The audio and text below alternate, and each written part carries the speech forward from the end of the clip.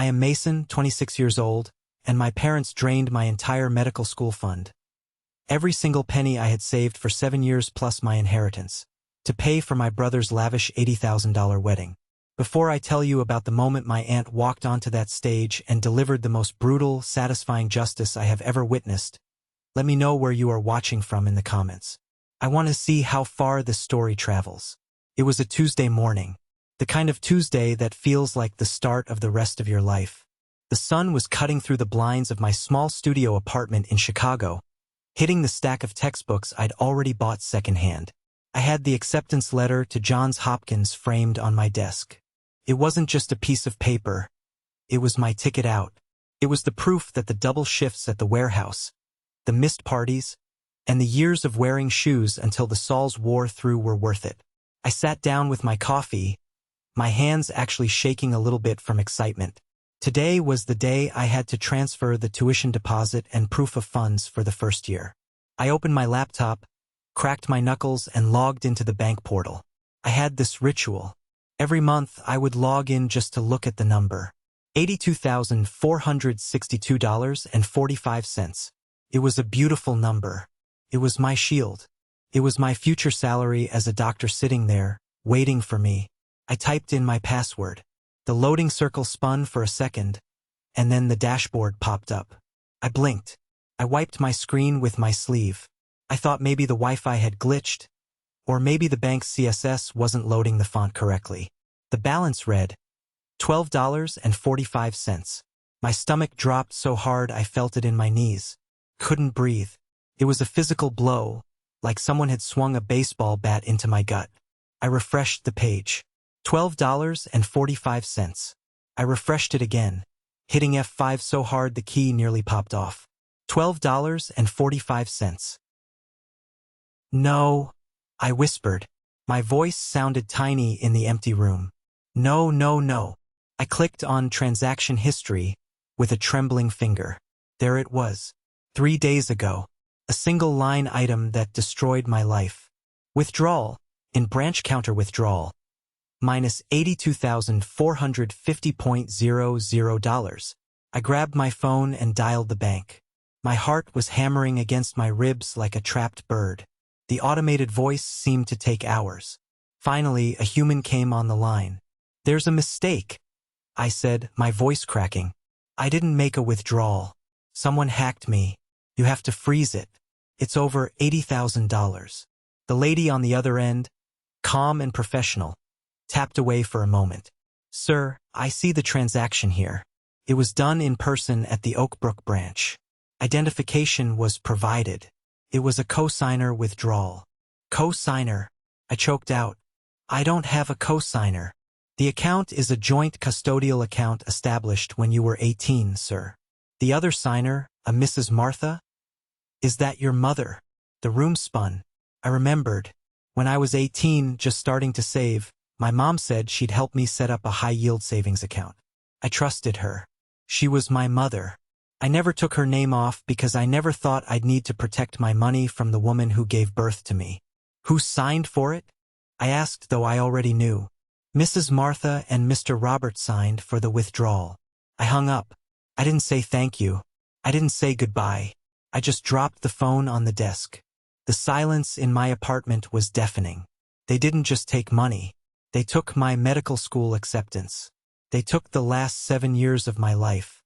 I grabbed my keys and ran out the door. I didn't even put on a jacket. I drove to my parents' house in the suburbs. My hands gripping the steering wheel so tight my knuckles turned white. I was screaming inside my car, just formless sounds of rage, slamming my hand against the dashboard. When I pulled into their driveway, I saw it. The delivery truck. Exquisite Events and Floral Design was painted on the side in gold cursive letters. 2 guys were unloading massive crates of flowers. White lilies. Casablanca lilies. The expensive kind that smell like money and funerals. I slammed my car door and stormed up the walkway. The front door was open. Inside, it looked like a magazine shoot. There were crystals hanging from the chandelier that hadn't been there last week. There were caterers walking around with clipboards. And there were my parents. My dad, Robert, was standing in the living room holding a glass of scotch at 11 a.m., laughing at something the tailor was doing to the hem of a tuxedo jacket. My brother, Carter, was standing on a podium, looking at himself in a full-length mirror. He looked like a prince who had never worked a day in his life. "Mason!" my mom chirped when she saw me. She was holding a swatch of silk. She didn't look guilty. She looked annoyed that I was interrupting. "Honey, you're early. The rehearsal isn't until tomorrow." I walked right up to her. I was shaking. I must have looked insane, eyes wild, chest heaving. "Where is it?" I asked. My voice was low, dangerous. "Where is what, dear?" "Don't be cryptic. I have a million things to do." "My money," I said, louder this time. "My college fund. The money Grandma left me. The money I earned sweating in that warehouse for 5 years. Where is it?" The room went quiet. The tailor stopped pinning Carter's pants. The caterer with the clipboard looked up. My dad took a slow sip of his scotch.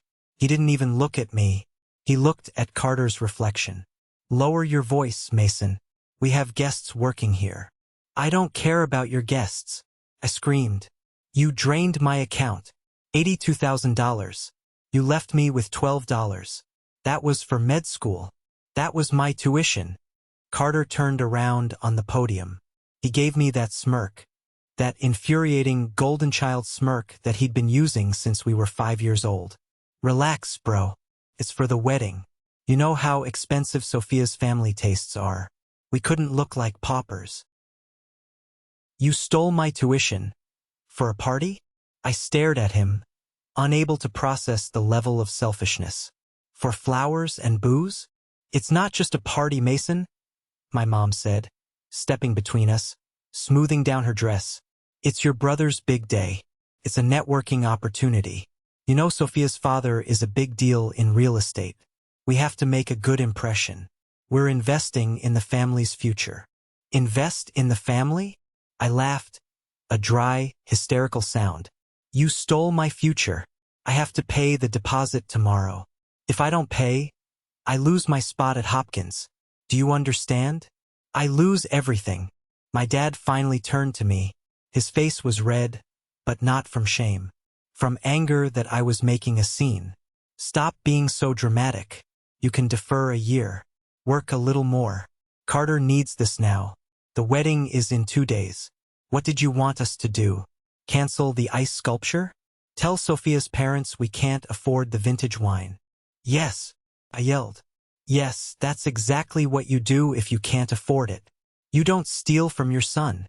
"We didn't steal," my dad snapped, setting his glass down hard on the coaster. "We borrowed. We're your parents. We raised you. We fed you. That money was in a joint account. Legally, it's ours too." "Legally?" I stepped closer to him. He was shorter than me now, but he still tried to loom over me like he did when I was a kid. "Grandma left that money specifically for my education. You know that.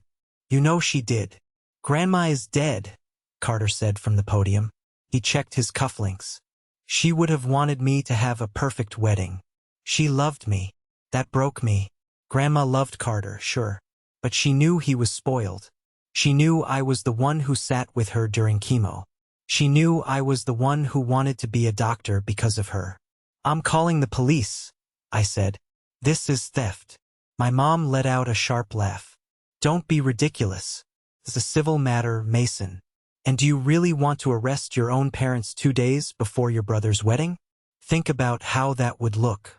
Think about the family reputation." Reputation. I looked around the room at the expensive lilies, the silk, the crystal. "You're frauds. All of this, it's all fake. You're spending my sweat and blood to pretend you're rich. Get out," my dad said calmly, pointing to the door.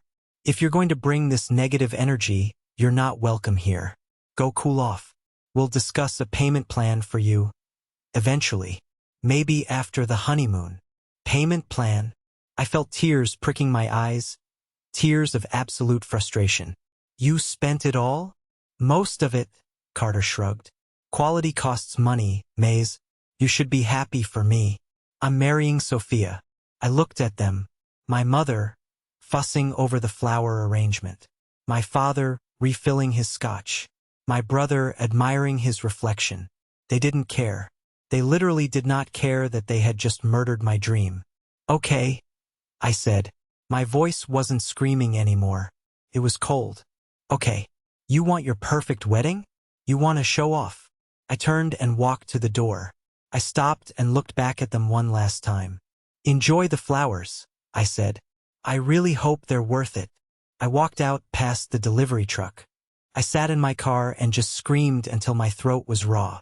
But then, I remembered something. I remembered someone who hated thieves even more than I did. I remembered who was paying for the honeymoon villa in Tuscany. I picked up my phone. My hands were steady now. I scrolled down to Aunt Madeline. Before I tell you what Aunt Madeline said, you have to understand that this wasn't a one-time mistake.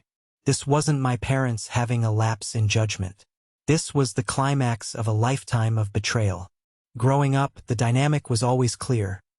Carter was the sun, and I was just the planet orbiting him, hoping to catch a little bit of reflected light. Carter was 2 years younger, better looking, more charming, and completely useless. I was the quiet one, the one who got straight A's, the one who fixed the Wi-Fi, the one who didn't cause trouble. When I was 10, I wanted a chemistry set for Christmas. Cost $30. My parents told me money was tight. That Christmas morning, I got a pair of socks and a secondhand calculator. Carter got a brand new PlayStation. When I asked why, my mom just kissed my forehead and said, "Mason, you're the smart one. You don't need toys. Carter needs things to keep him occupied." It became a pattern. Mason is independent. Mason can handle it. When I turned 16, I got a job at a car wash. I saved every dollar. I wanted to buy a car. When Carter turned 16, 2 years later, my dad drove home in a convertible Mustang. "It's for Carter," he beamed. "Can't have my boy riding the bus to prom." I was still riding the bus. I was riding the bus to the car wash to scrub bugs off bumpers so I could put money into that college fund. But the real turning point, the thing that haunts me, was Grandma Rose, my dad's mom. She was the only person in that family who actually saw me. She was a tough woman, a retired nurse. She didn't buy into my dad's flashy, fake-it-till-you-make-it lifestyle. She saw right through my mom's social climbing. When Grandma got sick with pancreatic cancer, it was ugly. My parents hired a nurse and stopped visiting because the smell upset them. Carter visited once, took a selfie holding her hand for Instagram with the caption #fighting, and never came back. I moved in with her for her last 3 months. I was 19. I was in undergrad, taking heavy pre-med courses, but every night I slept on the cot next to her bed. I changed her IVs. I read to her. I held the basin when she was sick. One night, about a week before she passed, she grabbed my hand. Her grip was weak, her skin like paper. "Mason," she whispered, "you're going to be a doctor. You have the hands for it, and you have the heart." "I will, Grandma," I promised. "I'm working on it." "I'm leaving you something," she wheezed. "Not to your father. He'll just buy a boat or a watch. It's for you, for school. Promise me you'll use it for school." "I promise." She left me $40,000. It was her life savings. When the will was read, my dad was furious. He ranted for days about how ungrateful his mother was, skipping over her own son to give money to a kid who doesn't know the value of a dollar. He tried to contest the will, but Grandma had made it ironclad. Or so I thought. Because I was young and stupid, and because I was focusing on my studies, I let my mom help me invest it. She said, "Put it in the high-yield family trust account, Mason. We get a better interest rate because of your dad's business standing. We'll just list you as a cosigner so it's safe." I did it. I put Grandma's $40,000 in there. Over the next 5 years, I added another $42,000 of my own money. Do you know how hard it is to save $42,000 while being a full-time student? I worked at an Amazon fulfillment center on the night shift, 10 p.m. to 6 a.m., lifting heavy boxes, running across concrete floors until my feet bled. I'd finish my shift, shower at the gym, and go straight to organic chemistry at 8 a.m. I ate ramen noodles. I skipped spring breaks. I drove a 2004 Honda Civic with a broken heater in the middle of Chicago winters. And every time I wanted to quit, every time my eyes were burning from exhaustion, I checked the bank balance. $50,000, $60,000, $70,000. It was growing. It was my freedom fund. Meanwhile, Carter was finding himself. He flunked out of a state college after one semester because he partied too hard. My parents paid off his landlord when he trashed his apartment. Then he decided he wanted to be a DJ. My dad bought him $5,000 worth of equipment that sat in the basement collecting dust. Then he wanted to be a lifestyle influencer. And then he met Sophia. Sophia was nice. I actually liked her. She came from old money, real money, not the credit card debt facade my parents lived in. Her dad owned half the commercial real estate in the city. When Carter brought her home, my parents looked at her like she was a winning lottery ticket. Finally, my dad had said at dinner one night when Sophia was in the bathroom, "Carter has done something right. If he marries this girl, we're set. Her dad can get me in on those downtown development deals. We have to impress them." My mom added, her eyes gleaming. "We have to show them we're on their level." That was the trap. They wanted to buy their way into Sophia's family's good graces. But my dad was broke. I knew it. I'd overheard the arguments. His consulting business was drying up. They were maxed out on credit cards. They were drowning. So when it came time for the wedding, they didn't have the cash to play the part of the wealthy groom's family. But they knew who did. They knew I had $82,000 sitting there. Liquid. Accessible. 2 days before the discovery, I had actually called my mom. I told her, "Mom, the tuition bill is coming due this week. I'm going to transfer the funds." She had sounded weird on the phone. "Oh? So soon? Are you sure you don't want to wait a few days? Maybe the exchange rate? Or the interest posts at the end of the month?" "Mom, it's due," I said. "I'm doing it Tuesday." She must have panicked. She must have hung up the phone and told Dad, "He's going to move the money. If we're going to take it, we have to take it now." They rushed to the bank that same afternoon. Thinking about it made me sick. I sat in my car in the parking lot of a 7-Eleven, staring at my phone. I dialed Elijah. Elijah was my best friend since freshman year. He wasn't a doctor. He was a junior associate at a law firm. He was the shark I needed. "Dude," Elijah answered, "you ready for the big deposit day?" "It's gone," I said. My voice broke. "It's all gone, Eli." I told him everything. The bank balance. The confrontation. The lilies. There was a long silence on the other end. Then Elijah said a word I can't repeat here. "Send me the screenshots," Elijah said. His voice was all business now. "Send me the account history. Send me Grandma's will if you have a copy. Mason, we are going to burn them down. But first, we need proof." "They said it's a civil matter," I said. "They said because it's a joint account, they had the right." "Technically, maybe," Elijah said. "But there's a thing called fiduciary duty. And there's also the fact that grandmas will specify a trust. If they commingled those funds and used them for non-educational purposes, that's misappropriation. It's fraud, Mason. It might not put them in handcuffs by tomorrow, but we can sue them for every asset they have left." "They don't have assets," I said bitterly. "They have debt and a rented tuxedo." "Then we go for the reputation," Elijah said. "You said Aunt Madeline is coming?" "Yeah.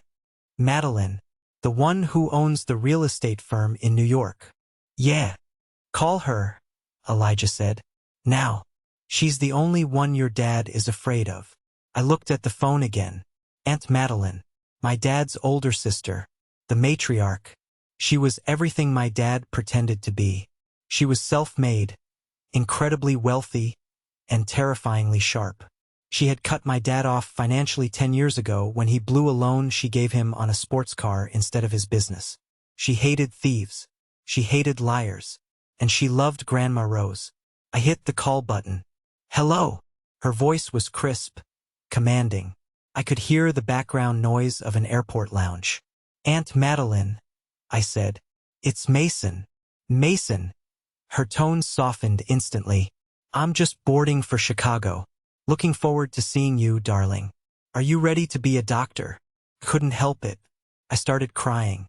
Silent, shaking sobs right there in the 7-Eleven parking lot. Mason. Her voice sharpened. What's wrong? Is it your father? They took it, I managed to say. They took the medical school money. All of it. To pay for Carter's wedding. There was a silence on the line. A silence so cold I could feel the temperature drop through the phone. How much? She asked. $82,000. And they used it for the wedding? Yes, they're setting up the flowers now. I heard her take a deep breath. It sounded like the intake of air before a dragon breathes fire. Mason, she said, listen to me carefully. Dry your eyes. Do not confront them again. Do not tell them you spoke to me. Put on your suit. Show up to the rehearsal dinner. Can you do that? I think so. Why? Because, Aunt Madeline said, and I could practically hear the cruel smile on her face. I am the one paying for their honeymoon. I am the one holding the mortgage on your parents' house, though they conveniently forget to mention that to people. If they want a show, Mason, I'm going to give them a finale they will never forget. What are you going to do? Just meet me at the hotel bar tonight, she said, and bring the bank statements. The rehearsal dinner was held at a steakhouse downtown that cost more per plate than I spent on groceries in a month. I pulled up in my rusted Honda Civic, parking it between a Porsche and a Range Rover. The valet looked at my car like I had just handed him a bag of trash, but I tossed him the keys and walked in. I was wearing my only suit, a charcoal gray one I'd bought for med school interviews. It was a little tight in the shoulders now. Inside, the air smelled of truffle oil and expensive cologne. My parents were holding court at the head table. My dad was telling a story to Sophia's father, Mr. Sterling. I could hear his booming laugh. Oh, absolutely, the market is volatile, but you have to know when to strike. That's what I taught my boys. Take risks. I felt bile rise in my throat. Take risks? You took my money. Carter was sitting next to Sophia, looking bored. Sophia looked radiant, but also a little tired. She waved at me when I walked in. I waved back, feeling a pang of guilt. She had no idea she was marrying into a crime scene. I didn't go to the table. I went straight to the bar in the back, where the shadows were deeper. And there she was. Aunt Madeline didn't just sit in a room. She occupied it. She was wearing a black tailored blazer that probably cost more than my tuition, her silver hair cut in a sharp, chic bob. She was sipping a martini, staring at my parents across the room with a look of absolute predator-like focus. Aunt Madeline, I said, sliding onto the stool next to her. She turned. Her eyes scanned my face, seeing the dark circles, the stress lines. She put her hand on my arm. Her grip was firm. You look like hell, Mason, she said affectionately. I feel like it. I reached into my jacket pocket and pulled out the envelope Elijah had prepared for me. It had the bank history, the withdrawal slip copy, and a copy of Grandma's will highlighting the education clause. She took it. She put on a pair of reading glasses and opened the file right there on the bar. She didn't care who saw. She read every line. Her finger traced the withdrawal amount. Minus $82,450. They forged a withdrawal slip at the counter, she murmured. Sloppy. Desperate. She looked up at the table where my dad was now clinking glasses with Mr. Sterling. Did you know, she said quietly, that your father called me last week? He asked for another $50,000. He said it was for unexpected medical expenses for your mother. What? I stared at her. Mom is fine. She's getting a spray tan right now. I know, Madeline said. I denied him. I told him I wouldn't give him a dime until he started living within his means. So, when he couldn't get it from me, he went for the easier target. Me. I was the backup plan. I can't go to school, Aunt Madeline, I whispered, looking down at my hands. The deposit deadline is tomorrow at 5 p.m. Even if I sue them, it'll take months. I lost my spot. Madeline closed the folder. She took a sip of her martini. "You won't lose your spot," she said. "I wired the $82,000 to your account an hour ago. Plus interest." My head snapped up. "What? No, I can't. That's too much money." "Consider it a loan," she said sternly. "You can pay me back when you're a rich doctor. But for now, your tuition is covered. You are going to Hopkins." I felt a massive weight vanish from my chest, replaced by a wave of gratitude so strong I almost fell off the stool. "Aunt Em, I don't know what to say." "Don't say anything. Just watch." She turned back to the party. "You see, Mason, I don't mind helping family. I helped your father buy that house he lives in. Technically, the deed is in my trust's name to protect it from his creditors, but I let him live there rent-free for 20 years. I paid for this honeymoon villa in Tuscany as a wedding gift because I wanted Carter to have a nice start." Her eyes narrowed. "But there is one thing I cannot abide. I cannot abide a thief who steals from the defenseless. And stealing from a student? Stealing Grandma Rose's legacy? That is a declaration of war." Just then, my dad spotted us. His face dropped for a split second, pure fear, before he plastered on a fake smile and waved. He came jogging over, holding his drink. "Madeline, you made it!" He tried to hug her. She didn't stand up. She didn't hug him back. She just looked at him. "Robert, you look expensive." "Oh, you know," he laughed nervously, adjusting his bow tie. "Big day. Only the best for Carter." He looked at me, his eyes warning me to keep my mouth shut. "I see you've said hello to Mason. We were just talking about his gap year. He's decided to take some time off before school to travel." I opened my mouth to object, but Madeline kicked my shin under the table. Hard. "Is that so?" Madeline said smoothly. "Well, travel is educational. A gap year sounds frugal." "Exactly." Dad looked relieved that she wasn't causing a scene. "So, Madeline, about the villa. Sophia is so excited. Is the reservation all set?" "Oh, it's all taken care of," Madeline said. A small, cold smile played on her lips. "I have the keys right here in my purse. I'll be presenting them during the toasts tomorrow. I want it to be a surprise." "Perfect. Perfect." Dad beamed. "You're the best, sis. Really. I know we've had our ups and downs, but family is family, right?" "Family is family," Madeline repeated. Dad patted my shoulder. A hard, aggressive pat. "See you at the table, son. Try to look happy." He walked away. Madeline watched him go. She took out her phone and sent a text message. "Who are you texting?" I asked. "My property manager in Tuscany," she said. "And my lawyer here in Chicago. And, oh yes, the movers." "The movers." She looked at me, and for the first time her smile reached her eyes. It was a terrifying smile. "Tomorrow is going to be a very educational day for your father, Mason. Now drink up. We have a wedding to crash." The wedding day dawned with a clear blue sky, the kind of weather brides pray for. The venue was a historic botanical garden on the outskirts of the city. It was stunning, and every inch of it screamed money. As I walked into the reception hall, I did the math in my head. The string quartet playing Vivaldi in the corner? That was my anatomy textbooks. The 5-tier cake with edible gold leaf? That was my first semester's housing. The open bar serving top-shelf whiskey? That was my lab fees. It was nauseating. I was walking through a graveyard of my own future, disguised as a celebration. I took my seat at table 12, the table near the kitchen door, reserved for distant cousins and the photographer's assistant. Of course, my parents sat at the head table with Sophia's wealthy family, looking like royalty. Carter was wearing a tuxedo that probably cost more than my car. Guests were filtering in. I overheard conversations that made my blood boil. "Robert really went all out," one uncle said. "I didn't know his consulting firm was doing this well." "Oh yes," an aunt replied. "Martha told me they paid cash for everything. No loans. Very impressive." I clenched my fists under the table.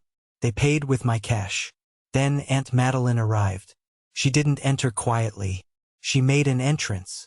She was wearing a blood-red gown, totally inappropriate for a wedding guest, intended to draw the eye. And it worked. Everyone looked at her. She walked with a cane she didn't need, using it to point at things, commanding the space. Behind her walked a man in a gray suit. I recognized him. It was Thomas, a senior manager at the bank where my account and my dad's accounts were held. My dad saw Thomas and went pale. He whispered something to my mom. My mom looked over, her fake smile faltering for a second. Madeline breezed past the receiving line. When my dad tried to stop her, I saw her whisper something in his ear. He stepped back as if he'd been slapped. She continued to her seat, not at table 12, but at table 1, right next to the bride's parents. She had rearranged the place cards herself. I watched Thomas, the banker, take a seat at the back of the room, holding a briefcase on his lap. The ceremony was a blur. I couldn't focus on the vows. I just kept staring at the back of Carter's head, thinking about how he had smirked at me. "It's for the wedding, bro." Finally, it was time for the reception.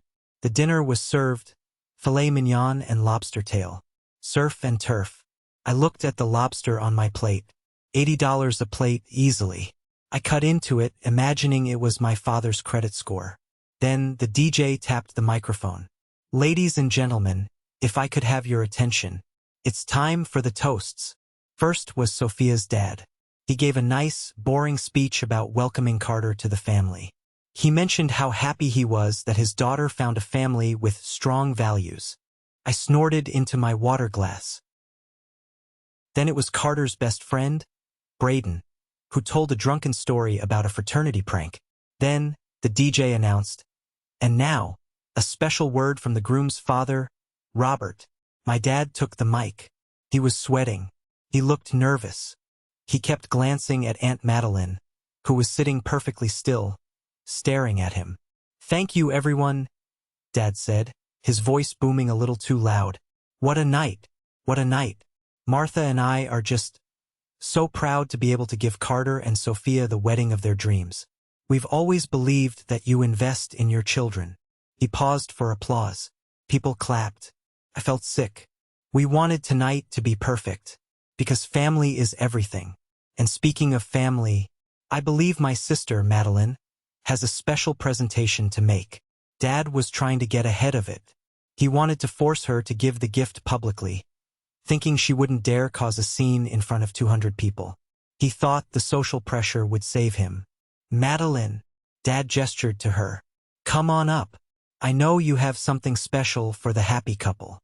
The room went quiet. All eyes turned to the woman in the red dress. Madeline stood up slowly. She picked up her glass of champagne. She didn't smile. She walked to the stage, the heels of her shoes clicking on the hardwood floor like the ticking of a clock. She took the microphone from my dad. She didn't look at Carter. She didn't look at the crowd. She looked straight at my dad, then at my mom. "Robert," she said. Her voice was crystal clear. "You're right. I do have a gift. Or rather, a correction." She reached into her purse. She didn't pull out a set of keys. She pulled out a red envelope.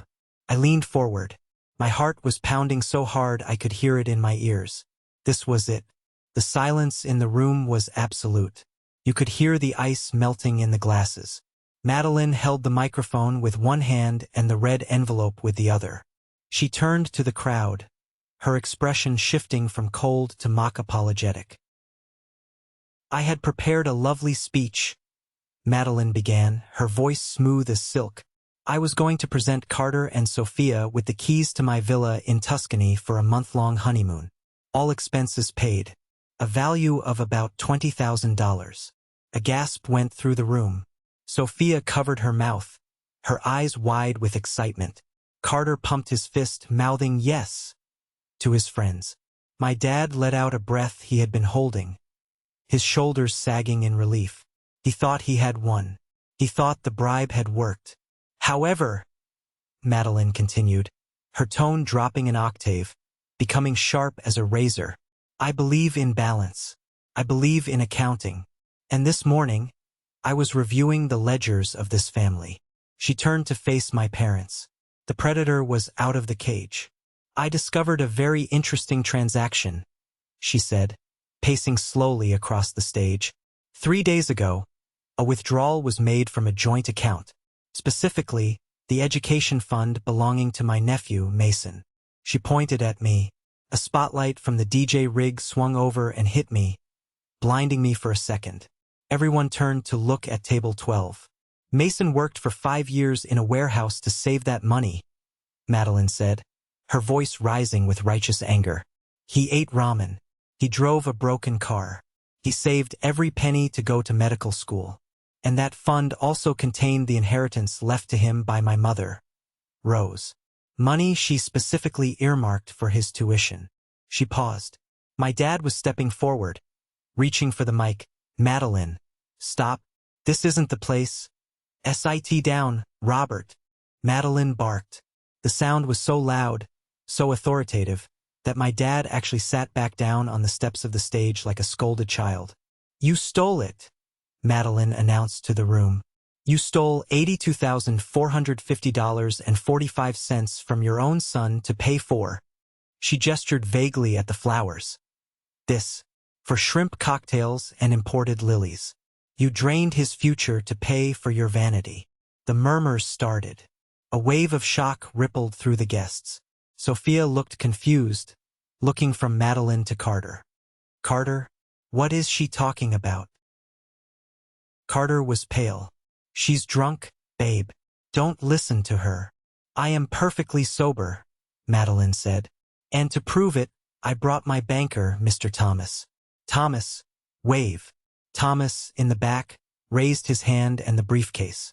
So, Madeline said, turning back to the bride and groom. Here is the situation.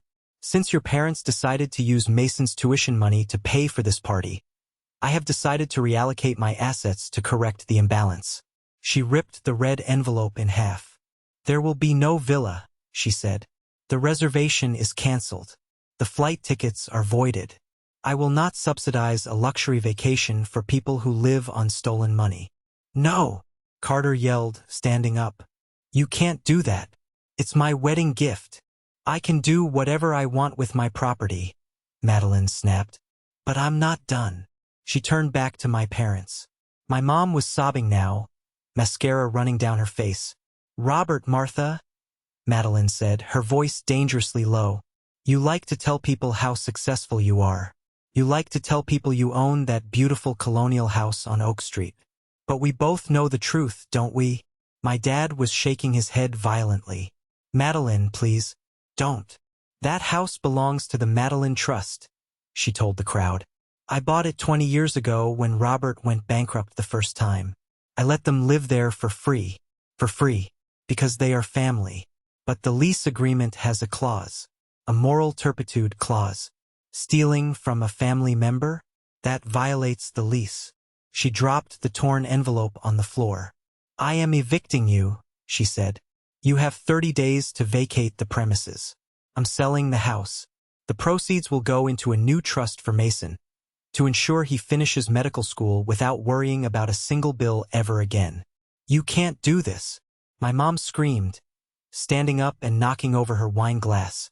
Red wine spilled all over the white tablecloth, looking like a gunshot wound. We have nowhere to go. You have an $80,000 wedding, Madeline said coldly. Maybe you can sleep in the flower arrangements. She dropped the microphone. It hit the floor with a loud thud that echoed through the silent hall. Get out, she said off mic, but loud enough for the front tables to hear. I want you out of my house. The chaos that followed was instant. Sophia's father stood up, his face purple. He marched over to my dad. Is this true? Mr. Sterling demanded. Did you steal the boys' tuition? Is the house not yours? It's complicated, my dad stammered. It was a loan, a family arrangement.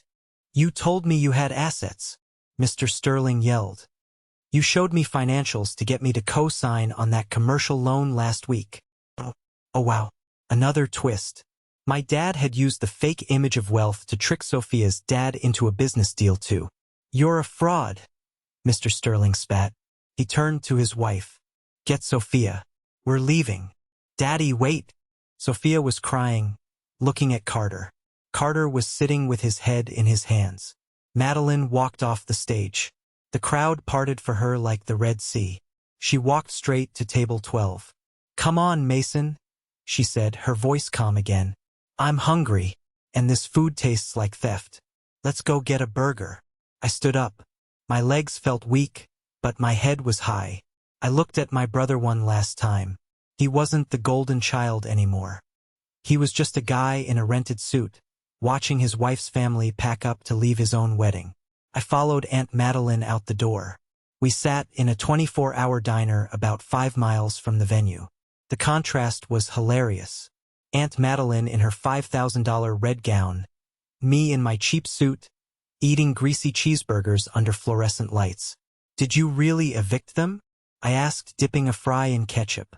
The eviction notice is being taped to their door by the sheriff as we speak, Madeline said. She looked tired but satisfied. I gave them 20 years, Mason. 20 years of excuses. I enabled them, but when you called me crying in that parking lot, I realized I had created monsters. I had to kill the beast to save the village. I don't know how to thank you, I said, for the tuition, for everything. Be a good doctor, she said, and maybe take care of me when I'm old and senile. That's all the thanks I need. My phone buzzed. It was a text from Elijah. Dude, it's all over social media. Someone live-streamed the toast. You're trending.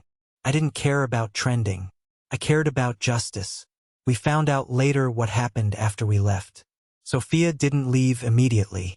She tried to talk to Carter. She asked him point blank if he knew about the money. Carter, being Carter, tried to lie. He said he didn't know. But my mom, in her hysteria, screamed, "We did it for you. You said you needed the best." That was it. Sophia realized her husband was complicit. She took off her wedding ring, a ring my parents had probably bought on another maxed-out credit card, and handed it to him. I can't start a life on a foundation of lies, she reportedly said. She left with her parents. They annulled the marriage 2 weeks later based on fraud.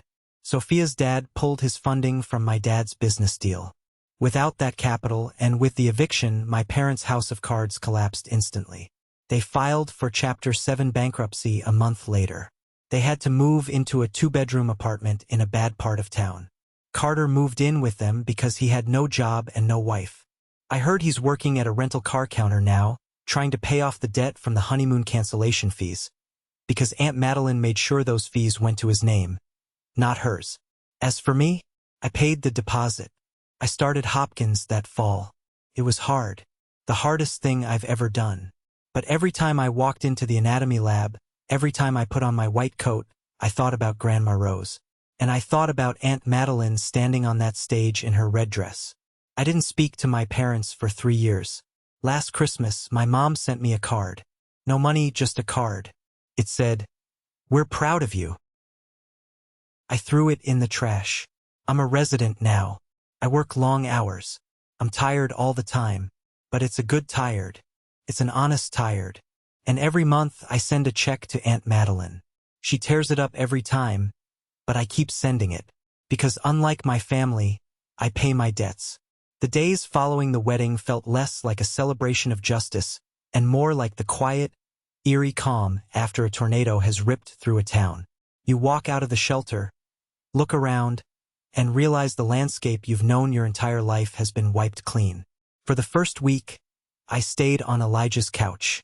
I couldn't go back to my parents' house, obviously, and I needed a buffer before I moved to Baltimore for school. My phone was a constant source of anxiety. It buzzed incessantly. 37 missed calls from Mom, 14 from Dad. A string of texts from Carter that ranged from begging to threatening. "You ruined my life, you selfish jerk. Sophia isn't talking to me. Fix this. Mom can't stop crying. Are you happy?" I didn't reply. I followed Aunt Madeline's instructions to the letter. Total radio silence. She handled everything. And when I say everything, I mean she dismantled their delusions with the precision of a surgeon. The eviction wasn't just a threat. It was a promise kept. 3 weeks after the wedding, I drove by the house on Oak Street one last time. I don't know why I did it. Maybe I needed to see it to believe it. It was a rainy Tuesday, the sky a bruised purple that matched the mood. There was a moving truck in the driveway. Not a professional company like the one that had delivered the wedding flowers. This was a U-Haul, the do-it-yourself kind. I parked down the street, watching through the rain-slicked windshield. I saw my father, Robert, the man who used to wear Italian loafers to mow the lawn, struggling with a heavy sofa. He looked smaller, older. His posture, usually so arrogant and upright, was slumped. He slipped on the wet pavement, cursing loudly, kicking the tire of the truck. Then I saw my mother. She walked out of the front door carrying a box of kitchenware. She wasn't wearing her usual designer athleisure wear. She was in jeans and an old sweatshirt. She looked at the house, the colonial facade, the manicured hedges, the symbol of the status she craved so desperately, and she just stood there. Even from 50 yards away, I could see she was weeping. It was a tragedy, yes, but it was a tragedy they had written, directed, and starred in. I watched them load the truck for an hour. I saw Carter come out, carrying his DJ equipment. He threw it into the back of the truck with a lack of care that said he knew, finally, that he wasn't going to be a star. He was just a guy moving back in with his parents, except now his parents were broke too. I started the engine of my Honda. As I pulled away, my phone rang. It was connected to the car's Bluetooth. The name on the screen was Dad. For the first time in weeks, I answered. "Hello," I said. My voice was steady. "Mason," my dad breathed. He sounded out of breath, frantic. "Mason, thank God. Listen, we're moving. It's a temporary situation. Just a downsizing until the market turns." "I know," I said. "I'm watching you right now." There was a pause. I saw him look up, scanning the street. He spotted my car. "You're here? Mason, come help us. This sofa is heavy, and your brother's back is hurting him. And we need... Look, son, we need a deposit for the new place. The landlord wants first and last." And with the accounts frozen, I almost laughed. It was reflex for him. Even as the ship was sinking, he was trying to drill a hole in my lifeboat to save himself. "No," I said. "What do you mean, no? We are your family.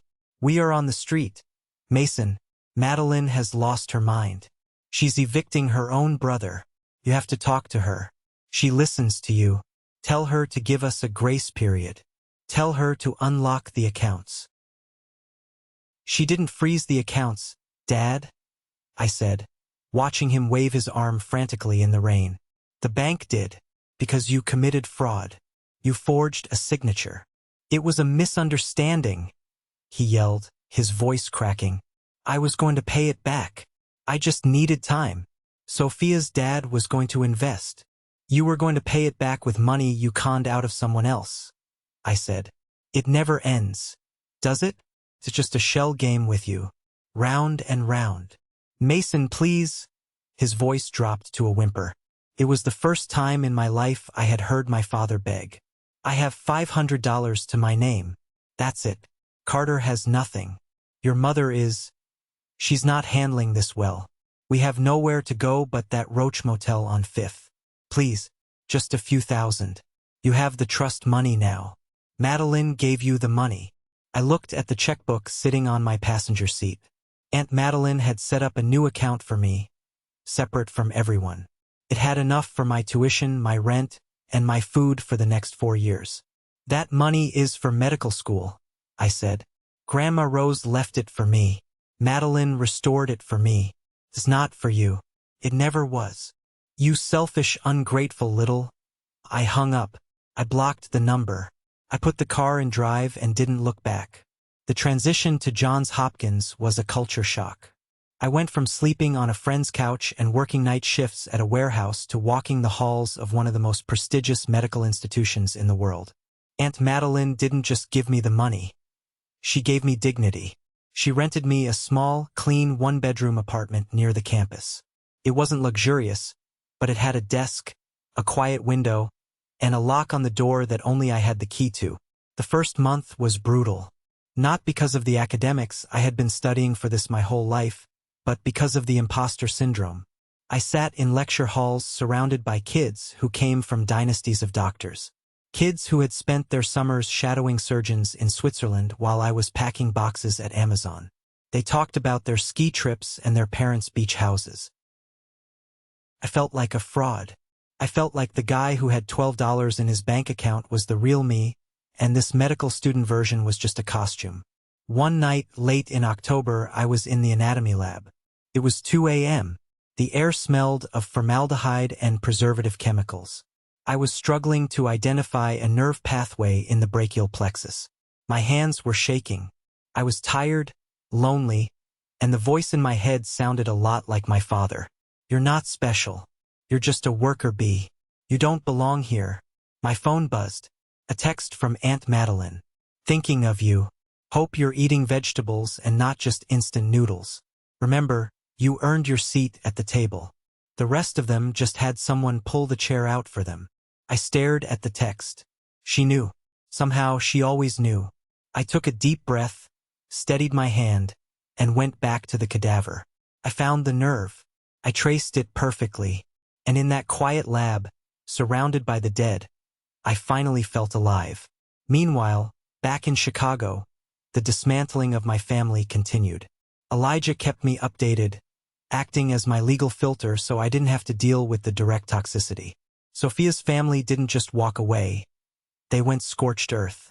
Mr. Sterling sued my father for misrepresentation and fraud regarding the business loan he had co-signed. Since my dad had used falsified assets, claiming ownership of Madeline's house, to secure the deal, it was an open and shut case. My parents had to sell everything. The furniture, the jewelry, the cars. Even the expensive watch my dad wore every day, the one he claimed was a Rolex but turned out to be a very high-quality replica, another lie revealed, was pawned. They moved into a cramped two-bedroom apartment in a neighborhood where the police sirens were the nightly lullaby. Elijah sent me a photo once, taken from a distance. My mom was walking into a laundromat, carrying a basket of clothes. She looked like a ghost of the woman who used to sneer at waiters. And Carter? That was the hardest part to hear, in a way. Not because I pitied him, but because I realized how much he had been handicapped by their spoiling. Carter had no skills. He had a degree he barely earned and a resume full of entrepreneurial ventures that were just dad-funded failures. Sophia had filed for an annulment based on fraud. In the deposition, she revealed that Carter had told her he had a trust fund of his own. The lie was so deep he probably believed it himself. Without a car, without money, and without his connections, Carter hit rock bottom fast. He got a job at a car rental agency near O'Hare Airport. Elijah told me he saw him there once. He was wearing a polyester uniform that was too big for him. Elijah told me over FaceTime. He was getting yelled at by a customer because they were out of mid-size sedans. He looked humble, or maybe just broken. "Did you talk to him?" I asked. "No," Elijah said. "I didn't think he'd want to see me. But Mason, he looked like you used to look. Tired, defeated. That hit me hard. The roles had reversed. I was the one on the upward trajectory, and they were the ones drowning in the reality they had tried to avoid for so long. I finished my first year in the top 10% of my class. I celebrated by buying a plane ticket to New York to visit Aunt Madeline. We had dinner at a restaurant overlooking Central Park. She looked the same, impeccable, sharp, terrifying to waiters but warm to me. "You look different," she said, scrutinizing me over her wine glass. "You stand taller." "I feel taller," I admitted. "I don't carry the weight of their expectations anymore." "Good," she said. She reached into her bag and pulled out a letter. It was unopened, the handwriting familiar. My mother's cursive. "This came to my office," Madeline said. "She knows she can't reach you, so she tried to go through me. She wants you to know they are struggling, and that Carter has potential, if he just had a small investment for a startup idea." I looked at the envelope. A year ago, I would have opened it. I would have felt the guilt. I would have wondered if I was a bad son. "Burn it," I said. Madeline smiled. It was a genuine smile. "I already have a lighter in my purse, darling." I just wanted to make sure you were ready to strike the match. We burned the letter in the ashtray on the balcony of her penthouse later that night, watching the ashes float away over the city lights. It was the most liberating moment of my life. For years later, the auditorium was buzzing with the low hum of thousands of people. Parents, grandparents, siblings, all holding bouquets of flowers and balloons. The air was thick with pride and anticipation. I stood in the line of graduates, adjusting the velvet hood of my doctoral regalia. The weight of the fabric on my shoulders felt real, felt earned. Mason, the guy next to me, a friend named David, nudged me. "You nervous?" "No," I said, and I meant it. "I'm ready." They called the names alphabetically. As they got closer to M, I scanned the crowd. It was a sea of faces, but I only looked for two. And there they were. Aunt Madeline was in the third row, aisle seat. She was wearing a cream-colored suit that made her look like royalty among the commoners. Next to her was Elijah, grinning like an idiot, holding a sign that said, "Dr. Mays paid in full." When they called my name, Dr. Mason Alexander. The applause from my little section was louder than families with 20 people. Aunt Madeline didn't just clap. She stood up. She raised a hand in acknowledgement, a queen saluting her knight. I walked across the stage. I shook the dean's hand. I took the diploma. It wasn't just a piece of paper. It was the receipt for every shift at the warehouse. It was the receipt for the $82,000 theft. It was the receipt for the years of being told I wasn't good enough. I had done it. After the ceremony, we met outside on the lawn. The sun was shining, just like it had been on Carter's wedding day 4 years ago. But this time, the light didn't feel mocking. Felt warm. Elijah tackled me in a hug. "You did it, man. You're a bona fide doctor. Can you write me a prescription for stress?" "Get a hobby, Elijah." I laughed. Then Aunt Madeline stepped forward. She looked at me for a long moment, her eyes shimmering. She wasn't the crying type, but she was close. "Grandma Rose would be very proud today," she said softly. "I know," I said, choking up. I felt her with me when I took the oath. "I have something for you," Madeline said. She handed me a small box. I opened it. Inside was a stethoscope. But not just any stethoscope. It was vintage, heavy, engraved silver. "This was your grandfather's," she said. "Dad kept it in a drawer for years, thinking he'd sell it one day. I liberated it from the house before the eviction. I ran my thumb over the engraving. To heal, to serve." "Thank you," I whispered. "Excuse me." The voice came from behind us. I froze. I knew that voice. It was raspy now, worn down by cigarettes and stress. But I knew it. I turned around. My parents were standing there. They looked gray. That's the only word for it. My dad's suit was ill-fitting and dated, clearly bought at a thrift store. My mom's hair was dyed a harsh, box-dye black to cover the gray, but the roots were showing. They looked like strangers wearing costumes of my parents. Carter wasn't with them. "Mason," my mom said, stepping forward. She held a small bouquet of grocery store carnations. We saw the live stream. We drove down. We wanted to see you." The audacity was breathtaking. After 4 years of silence. After I ignored every letter, every email. They just showed up at my graduation. Aunt Madeline stepped in front of me, her instinct to protect kicking in. "You were not invited, Martha. He's my son." Mom cried, tears instantly springing to her eyes. "It's his graduation. I gave birth to him." "You tried to abort his future," Madeline said icily. "You lost the right to claim him when you sold his tuition for a party." "We've paid for that mistake," Dad interrupted, his voice shaking. "Look at us, Madeline. We have nothing. We live in a shoebox. I manage a hardware store for minimum wage. Haven't we suffered enough? Can't we just be a family for one day?" He looked at me, his eyes desperate. "Mason's son. I'm proud of you. I always knew you'd make it. Even with the setbacks. You're a survivor. Like me." I looked at him. Really looked at him. I didn't feel anger anymore. I didn't feel hate. I felt pity. He still didn't get it. He thought he was a survivor. He thought my success was proof that his betrayal didn't matter in the end because I made it anyway. He wanted to rewrite history to make himself a rugged underdog instead of a thief. I stepped around Aunt Madeline. I stood face to face with my father. I was taller than him now, much taller. I am not like you, I said calmly. Mason, no, listen. I cut him off. You didn't come here because you're proud. You came here because you see a lifeline. You see Dr. Mason and you think he has a salary now. He can help us. You see a retirement plan. My mom flinched. I had hit the bullseye. I am a doctor, I said.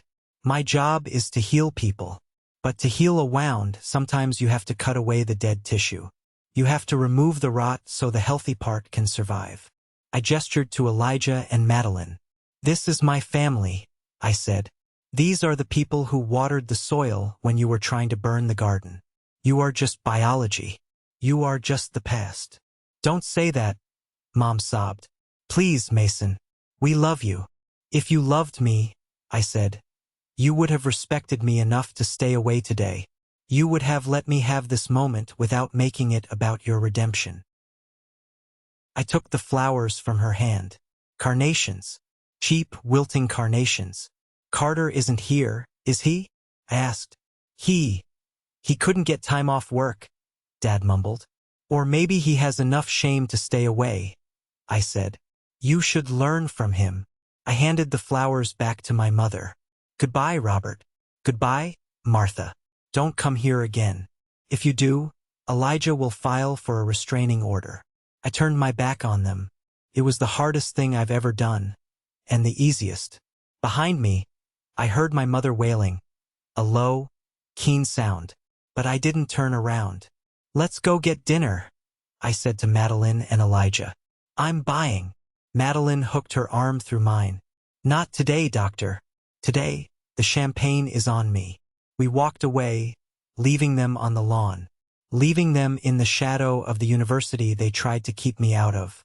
My life now is quiet, but full. I work in emergency medicine. It's chaotic, stressful, and I love every second of it. I see people on the worst days of their lives, and I get to help them. I see families in the waiting room. I see the ones who hold each other's hands, and I see the ones who fight over the bill. I know the difference now. I still have the bank app on my phone. I check it sometimes, not out of fear anymore, but out of gratitude. The number in there is healthy. It's mine. Aunt Madeline is getting older. She's retired to a smaller place in Connecticut. Still elegant, just fewer stairs. I visit her once a month. We drink tea, and she tells me stories about Grandma Rose. I realized something important. When my parents stole that money, they didn't just take dollars. They tried to take my agency.